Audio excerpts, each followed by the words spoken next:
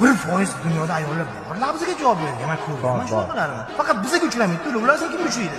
Mujik ayollar bilan kim uchraydi? Arodi ichida. Kreditdagi botib, xotin uyda makaron yeydi.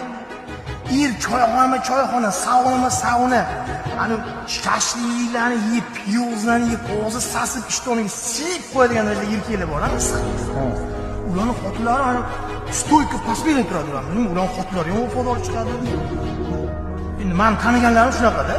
Haligi mard bo'ladi, yerga yotib qolgan bo'lsa, yerga opshab yugurib ketib, yuvib taraf xat qo'yganlar. O'ziga qarab toza ozoda, hamma yo'q cho'kib qilib qo'ygan erkaklarga shunaqa kam yana